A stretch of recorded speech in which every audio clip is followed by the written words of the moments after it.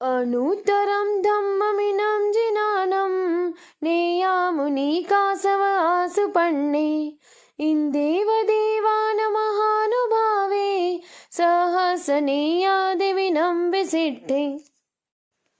श्री ऋषभ जिन आदि चालित श्रेष्ठ धर्म विधान के नेता मनन करता महासागर अलौकिक ज्ञान के गोत्र से काश्यप अतिव प्रभावशाली इंद्र सम देवगण के पूज्य नेता वीर थे उत्कृष्टतम। अनुत्तरं धम्ममिनं जिनानं नेयामुनिकासवासुपण्णे इन्देव देवानमहानुभावे सहसनेयादिविनं विसिद्धे।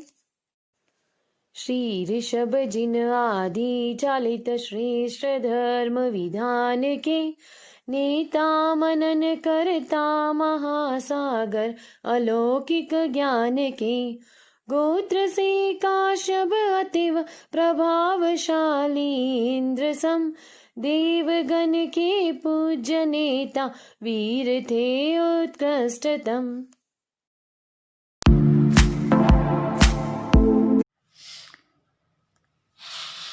संसार दावानल दाहनीरम समोह धूली हरणी समीरम मायारसादारण सारसीरम नमामि वीरं गिरिसारधीरं नमामि वीरं गिरिसारधीरम। अनंत अनंत उपकारी आस्था के आयाम चरम तीर्थंकर प्रभु महावीर को कोटि सवंदन। उन्हीं की आज्ञा में विचरण करने वाले चारित्र आत्माओं को सत सत वंदन। आदरणीय सुश्रावक श्राविकाएं, जय जिनेन्द्र। वीर स्तुति प्रभु महावीर के असाधारण अतिशय गुणों का गुण कीर्तन। तीर्थंकर परमात्मा सर्वोत्कृष्ट पुण्य प्रकृति के भोक्ता। तीर्थंकर परमात्मा की स्तुति करते करते उत्कृष्ट रसायन आवे तो जीव कर्मों की करोड़ों को खपावे और तीर्थंकर नाम कर्म का उपार्जन करे। 20 बोलों की आराधना करने से जीव तीर्थंकर नाम कर्म का उपार्जन करता है। संख्यात आत्माएं देवलोक में, संख्यात आत्माएं नरक में जो तीर्थंकर नाम कर्म का उपार्जन कर लिया है, जो अगले भव के अंदर तीर्थंकर पद को प्राप्त कर निर्वाण को प्राप्त करेगी। वर्तमान में महाविद्य क्षेत्र में 20 तीर्थंकर परमात्मा विराजमान हैं। 20 तीर्थंकरों का कभी भी विरह नहीं होता, इसलिए उन्हें विहरमान कह के संबोधित किया जाता है। 20 विहरमानों की आयुष्य 84 लाख पूर्व वर्ष की होती है। 83 लाख पूर्व वर्ष संसार ग्रस्त अवस्था में रहते हैं। 1 महीने की दीक्षा पर्याय साधना काल से 4 घाती कर्मों का क्षय कर केवल ज्ञान, केवल दर्शन प्राप्त करते हैं। तीर्थ की स्थापना करते हैं और तीर्थंकर पद को प्राप्त करते हैं। प्रत्येक विहरमान के पीछे 83 आत्माएं जन्म ले चुकी है। कोई 1 लाख पूर्व वर्ष की है, कोई 2 लाख पूर्व वर्ष के, कोई 3 लाख पूर्व। ऐसे एक एक विहरमान के पीछे 83 आत्माएं, तो 20 विहरमान के 83 × 20 1660 आत्माएं तीर्थंकर बनने के लिए जन्म ले चुकी है। और आज भी उन तीर्थंकर परमात्मा की स्तुति करते करते उत्कृष्ट रसायन आवे तो जीव तीर्थंकर नाम कर्म का उपार्जन करता है। ऐसे महान तीर्थंकरों की जिज्ञासा लेकर आर्य जम्बू स्वामी ने जिज्ञासा की प्रच्छा की है। प्रभु महावीर के प्रथम पटधर आर्य सुधर्मा स्वामी जिज्ञासाओं का समाधान करते हुए तीसरी, चौथी, पांचवी, छठी गाथा में प्रभु की विशेषताओं को प्रतिपादन किया। सातवीं गाथा अनुत्तरम धम्ममीनं जिनानं नेया मुनिकासव आशुपन्ने इंदेव देवान महानुभावे सहसनेयादिविनं विसिद्धे। शब्दार्थ अनुत्तरम अनुत्तर, धम्ममीनम इस अनुत्तर धर्म के, जिनानम जिनेश्वर, नेया नेता, मुनि कासव काश्यप गोत्र काश्यप वंश के, आशुपन्ने आशु प्रज्ञ शीघ्र बुद्धि वाले, इंदेव देवान महानुभावे इंद्रों में देवता में इंद्रों के समान महाप्रभावशाली, हजार देवताओं के अंदर नेता, सहस्रनीय, दिविनम देवलोक के अंदर विशिष्ट होते हैं, अर्थात हजार देवताओं के जो इंद्र हैं वे देवलोक में विशिष्ट और महाप्रभावशाली होते हैं। इसका कन्या सुबोधनी भाग 3 से के आधार से काव्य के माध्यम से इसका विशेष अर्थ आपके समक्ष है। इस सातवीं गाथा की हम चर्चा करेंगे। इस गाथा में आर्य सुधर्मा स्वामी ने प्रभु महावीर को इस अनुत्तर धर्म के नेता और सर्वश्रेष्ठ पुरुष की उपमा दी है। नेता, संसार पक्ष की ओर भी जब कोई नेता बनता है तो उसमें 3 विशेष गुण होने आवश्यक हैं। समय दे, व्यवस्था होने पर धन दे और संघ के प्रति समर्पण हो। ये 3 विशेषताओं से विशेष होने पर वो नेता होते हैं। ठीक वैसे ही आध्यात्मिक क्षेत्र में भी आर्य सुधर्मा स्वामी ने प्रभु महावीर के जीवन के 3 विशेष गुणों को प्रतिपादित करते हुए नेता से संबोधित किया है। 3 विशेषण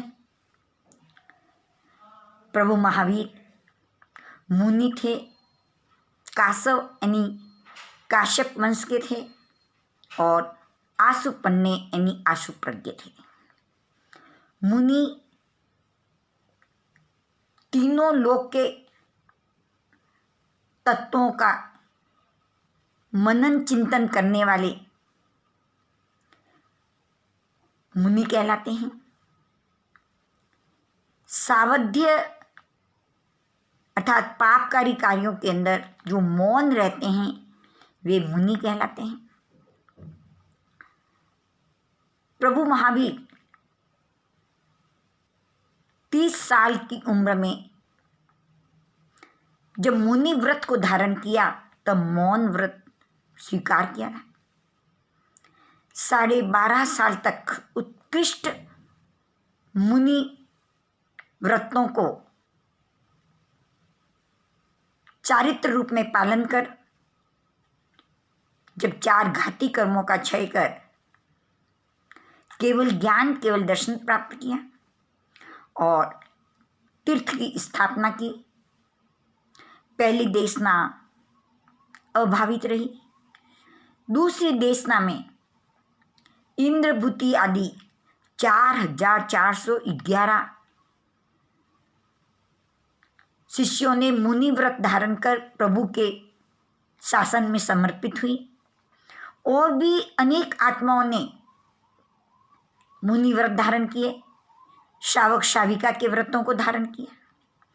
इस प्रकार सर्वश्रेष्ठ मुनि कहलाए। पहला विशेषण मुनि व्रत से हुआ, सर्वश्रेष्ठ मुनि की अपेक्षा से किया। दूसरा विशेषण दिया कासव यानी काश्यप वंश के थे। तीर्थंकर इक्ष्वाकु वंश के, काश्यप वंश के, उग्र वंश के आदि होते हैं। प्रभु काश्यप वंश के सूर्य के समान प्रखर थे। सूर्य का एक पर्यायवाची शब्द काश्यप भी होता है। जिस प्रकार सूर्य द्रव्य निद्रा में सोए हुए संसार के सभी प्राणियों को जागृत करता है, कहते हैं दिनकर आ गया, सूर्योदय हो गया, जागो। सूर्योदय होते ही सभी आत्माओं को जागृत अवस्था का संकेत मिलता है और जागृत होती है। प्रभु महावीर इस संसार के अंदर भाव निद्रा में सोए हुए प्राणियों को जागृत कर प्रबुद्ध बनाने के लिए सूर्य के समान तेजस्वी थे।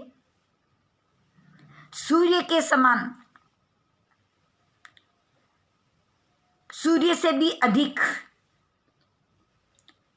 प्रकाशवान थे, अखंड ज्योति वाले थे। सूर्योदय और सूर्यास्त होता है, किंतु प्रभु के ज्ञान का अर्थात केवल ज्ञान का कभी अस्त नहीं होता। ऐसे काश्यप वंश के प्रखर सूर्य थे। और तीसरा विशेषण दिया है आशु प्रज्ञ। आशु पन्ने अर्थात आशु प्रज्ञ शीघ्र बुद्धि वाले थे। आत्मा का लक्षण उपयोग गुण है। उपयोग छद्मस्त अवस्था के 10 और केवली पर्याय के 2, कुल 12 उपयोगों की चर्चा आगमों में होती है। मति ज्ञान, श्रुत ज्ञान, अवधि ज्ञान, मनः पर्यज्ञान, मति अज्ञान, श्रुत अज्ञान, विभंग ज्ञान, चक्षु दर्शन, अचक्षु दर्शन और अवधि दर्शन, ये 10 उपयोग छद्मस अवस्था के होते हैं। और केवल ज्ञान और केवल दर्शन केवली पर्याय के होते हैं। प्रभु महावीर केवली पर्याय के अंदर केवल ज्ञान केवल दर्शन के सतत और सदैव इस उपयोग में रमन करने वाले, एक समय में केवल ज्ञान, एक समय में केवल दर्शन, इस प्रकार हमेशा शुद्ध उपयोग वाले होने से प्रभु महावीर को आशु प्रज्ञ कहा है। आदि सुधर्मा स्वामी ने प्रभु महावीर के 3 विशेषणों को विशेषता दी, मुनि, काश्यप वंश के और आशु प्रज्ञ। ऐसे प्रभु महावीर को नेता कहा है। इस अवसर्पणी काल के प्रथम तीर्थंकर ऋषभदेव भगवान से लेकर अजितनाथ जी, संभवनाथ जी आदि से 23वें तीर्थंकर प्रभु पार्श्वनाथ जी तक सभी तीर्थंकरों ने अहिंसा, अपरिग्रह और अनेकांतवाद के सिद्धांत को दिया। अहिंसा, सत्य, अचौर्य, ब्रह्मचर्य और अपरिग्रह व्रतों को बताया। यही सिद्धांत, यही व्रतों का प्रतिपादन, यही 4 घाती कर्मों के क्षय से केवल ज्ञान केवल दर्शन का स्वरूप, कर्मों के स्वरूप को लेकर प्रभु महावीर ने भी इसी प्रकार के धर्म का उपदेश का प्रज्ञप्त किया। इसलिए आर्य सुधर्मा स्वामी ने इस अनुत्तर धर्म के जिनेश्वर को नेता कहा है। और उपमा दी है देवलोक के इंद्र से।